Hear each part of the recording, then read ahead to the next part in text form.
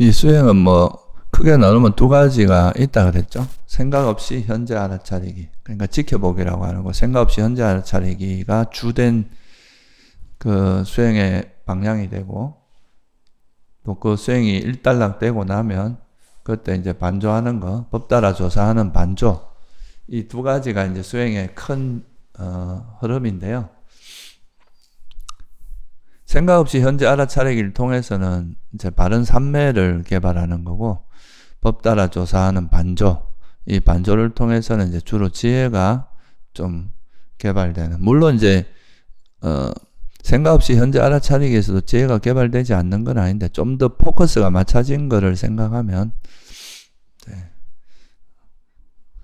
생각 없이 현재 알아차리기는 좀 바른 삼매를 개발하는데 좀 더 포커스가 맞춰져 있고, 법 따라 조사하기 반조는 좀 더 지혜를 개발하는데 포커스가 맞춰져 있다. 그래서 그런 수행을 이끌어가는 방식은 이제 호흡수행, 뭐 걷기수행, 일상수행, 이렇게 세 가지가 있다고 말씀드렸죠.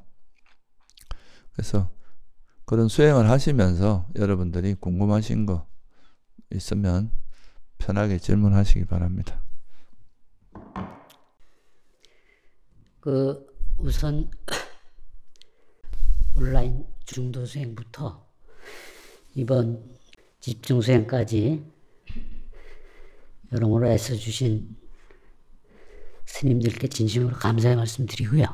또 들어와서도 자상하게 보살펴 주셔서 진심으로 감사드립니다. 우선 이번 수행을 통해서 그 반조에 대해서 제가 몰랐던 걸 알게 됐습니다. 네. 근데 일상에서도 뭐 계획을 하고 실천을 하면 꼭 반성을 하는데, 피드백을 하는데, 수행에서는 이걸 좀 몰랐던 것 같아요. 네. 이번 그 반조가 지혜를 키우는데 필요하다고 말씀을 하셨는데, 제가 느끼기에 이 반조가 우선 이렇게 이제 수행이나 일상에서 그 직관으로 탁 알아채고 짧은 반조가 있는가 하면 오래 걸어두고 있다가 과제로 가지고 있다가 어느 순간에 이렇게 긴 반조를 통해서 그 어떤 사안이 풀리는 경우가 있는 것 같은데, 제가 이렇게 이름을 한번 붙여봤습니다. 나름대로 뭐, 요건 찰나 반조고 이건 뭐 긴 반조다 이렇게 붙여봤는데, 제가 이렇게 생각을 하는 게 맞는 건지 한번 여쭤보고 싶었습니다. 이름은 뭐 그 붙이고 안 붙이고 그래 중요한 건 아닌데, 반조의 형태는 우리가 수행 후에 이제 예를 들어서 나한테 일어나는 생각이 어떤 장애가 있는 생각인지 이런 거를 이제 계속 반조를 하다 보면 어느 순간에는 생각이 딱 일어나자마자 즉시 이게 뭐다고 딱 아는 거 있잖아요. 이런 거 이제 반조를 통해서 이렇게 순식간에 그거를 파악하는, 순발력 있게 파악하는 그런 지혜가 작용하는, 그런 거는 이제 반조가 좀 즉시 정광석화처럼 작용하는 거라고도 볼 수 있고요. 근데 사실 우리가 가지고 있는 좀 고질적인 문제라든가 사람마다 가지고 있는 자기가 가지고 있는 여러 가지 고질적인 문제들이 이제 시간이 지나면서 하나하나 드러나거든요. 그런 거에 대한 반조는 조금 더 깊이 사유를 해야 돼요. 여러 가지로. 그런 건 좀 시간이 좀 많이 필요하죠. 그래서 그런 반조 같은 경우는 길게는 뭐 시간을 좀 길게 두고 이래 여러 가지를 검토해서 여러 조건을 검토해서 이제 반조할 수 있으니까. 그러니까 반조의 형태는 되게 다양합니다.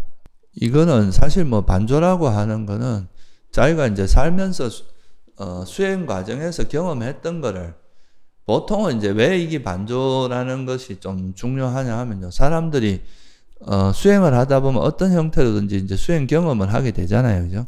근데 그 경험을 하면은 사람들은 그 경험을 어떤 식으로든지 이해를 하게 돼 있어요. 어떤 식으로든지 자기가 정리를 할 거 아니에요, 그죠?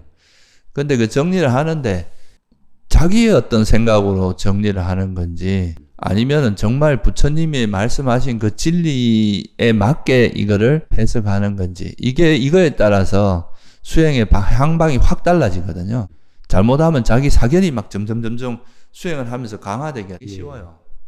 근데 이제 이 반조 과정을 통해서 내가 하는 지금 내 경험이 부처님께서 말씀하신 이 법 중에서 이거를 부처님께서 뭐 고성자라 했구나, 무상이라 했구나 라든가, 이래서 우리가 탐욕이 해로운 거구나, 이래서 뭐 하라고 하셨구나. 이런 이제 수행상에서 자기가 경험했던 거를 부처님 말씀하신 그 법에 따라서 이래 정리를 해 나가다 보면 이 경험들이 나중에는 쌓여서 부처님이 말씀하신 그런 바른 견해가 점점 확립되어 가도록 해주거든요. 근데 이제 그런 과정이 없으면은 자기가 경험한 것들을 자기식으로 이제 해석을 해버리게 되면 그거는 나중에 이제 시간이 지나면서 조금씩 삐뚤어지기 시작하거든요. 사실 이 수행이 그게 크게 성장하지 않았을 때는 견해가 별로 차이가 없는 것처럼 보여요. 근데 이제 수행이 깊어질수록 약간의 차이에 의해서 엄청난 차이가 벌어지거든요. 이게. 그래서 그런 의미에서 이제 반조를 하라고 하는 거고, 반조의 형태는 이제 아주 순식간에 할 수 있는 것부터 장시간 하는 이런 다양한 게 있다. 그렇게 볼 수 있습니다. 그래서 현재까지 여러 수행처에서 뭐 나온 반조에 관한 것을 하여간 제가 구할 수 있는 데까지 다 구해서 한번 검토를 해봤는데 저희 선원 이상으로 상세한 데는 못 봤습니다. 그래서 이런 그 시스템이나 과정을 여러 매체, 그러니까 활자로도 좀 했으면 좋겠고, 동영상도 많이 나와 있고 하기는 합니다만, 해서 좀 전파가 됐으면 좋겠다. 반조에 관한 그 항목이 굉장히 중요하다고 느껴졌는데, 그게 경전이나 뭐 요즘에 나와 있는 그 초기 불전 그 뭐 논서나 이런 데도 보면 그렇게 응용을 할 만한 대목 이런 거는 잘 안 보이더라고요. 그래서 그 칠각제에 대한 것도 적용을 막상 제가 해서 그걸 계속 보기는 보고 외우기도 하고 했는데, 그래서 막상 수행에 적용을 못했더라. 이걸 안 거는 우리 선원의 그 과정을 통해서 비로소 알게 됐다는 것이 굉장히 다행이자 왜 진작 몰랐나 하는 아쉬움이 있더라고요. 그래서 이건 좀 쉽게 저만 몰랐는지 뭐 다른 교사님 말씀이 맞는 게, 사실 그 지금까지 어떤 수행센터에서의 일반적인 수행센터에서의 분위기는 생각을 무조건 좀 배제하는 스타일이었어요. 네. 생각이라는 것은 문제가 많다. 그래서 생각을 무조건 버려야 된다. 이런 쪽으로 네. 주로 많이 이제 해 나왔는데, 근데 니까야를 보시면 부처님께서 뭐 나한테 이런 문제가 있어서 내가 이렇게 이것은 해로움을 사유하니까 이게 사라졌다. 뭐 이런 이제 구절들이나 뭐 특히 칠각지 중에 택법각지 같은 경우는 이제 반조의 어떤 대표적인 그 모습이고, 그거를 다르게는 보면 12연기를 통해서도 우리에게 드러난 그 현상을 어떤 식으로 이해해 가는지가 굉장히 자세하게 설명해 놨잖아요. 어떤 현상이 일어나면 그거의 원인이 뭔지를 하나하나 이렇게 추구해 나가는 그 사고의 방법이거든요. 어떤 법 따라 이렇게 현상을 이해하는 방식. 그런 게 이제 드러나게 이렇게 해진 건 아니지만은, 그리고 팔정도에서도 보면 바른 사유라는 거는 바른 견해에 맞게 사유하는 거잖아요. 네. 뭐 그런 거라든가. 그리고 실제로 경전에 보면 바른 생각이라는 건 뭐냐. 사성제에 대해서 생각하는 게 바른 생각이다. 뭐 이런 드러나지 않지만 그런 거에 대해서 굉장히 많이 설명이 돼 있어요. 근데 우리나라 분위기나 이제 일반적으로 수행센터에서 하는 분위기는 너무 직관지 위주로 흘러가 있어요. 그래서 그 직관지는 굉장히 감각적으로 이제 알아질 수 있는 측면, 장점이 있죠. 근데 또 어떤 면에서는 그건 아주 정확하지는 않습니다. 우리가 수학에서도 보면 아주 뛰어난 감이 있는 수학자들은 이렇게 하면 이게 맞을 것 같다라고 이렇게 추측을 해요. 그런 걸 이제 뭐 컨젝처라고 표현하는데, 그런 추측이 이루어지면 그거를 이제 실제로 증명하는 과정은 훨씬 어렵거든요. 이건 증명되지 않으면 이건 사실이 아니니까. 그러니까 추측일 뿐이니까. 근데 이 불교에서도 보면 직관적으로 뭔가 팍팍 알아지는 건 있지만, 수행을 하다 보면 그것이 그 알아진 내용이 아까 말씀드렸듯이 이게 진리에 맞게 정리가 되는지 아니면은 그냥 자기 생각으로 흘러가는지, 이거에 따라서 그 니까에 나오는 그 디가 니까에 보면 법만경이라고 있잖아요. 그게 62가지 사견이 벌어지는 거예요. 사람마다 이제 자기식으로 이해하는 대로 이해하다 보면 처음에는 비슷한 것 같은데 나중에 가보면 전혀 다른 모습으로 이렇게 막 벌어져 있는 거죠. 그래서 이 반조 과정을 통해서 계속 내가 하는 것이 바른 길인지, 바른 수행인지, 올바른 견해인지, 이런 걸 계속 검증하면서 이렇게 해 나가지 않으면 상당히 이게 엉뚱한 길로 갈 수 있는 게 많아서, 저는 이제 개인적으로 제가 그걸 하면서 많은 이익을 받기 때문에, 그거를 내가 이제 법 따라 그렇게 정리를 해 나갈 때하고 안 나갈 때 이 지혜의 수준이 차이가 많이 나더라고요.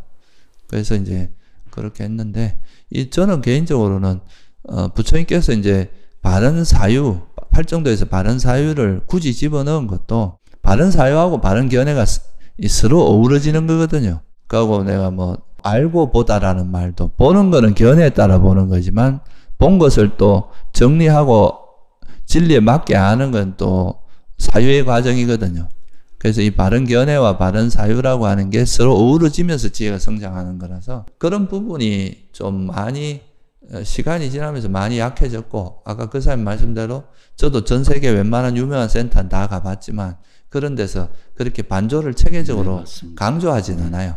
법문 중에 그런 내용이 들어가긴 하는데 그 반조라는 그 틀을 명확하게 이렇게 제시하고 어떤 방식으로 해야 되고 이런 거에 대한 거는 좀 약한 편입니다. 그래서 저희가 여태까지 수행한 거는 5장에 이 뭐 잘못된 것만 끄집어내는 거 아닌가 했는데, 이 칠각지를 도입하면서 좀 항목이 좀 알아채는 항목이 조금 늘어난 듯한 이제 감이 들고 하기는 한데, 아, 이런 이제 지혜적인 지혜도 있구나, 이 없애는 과정에.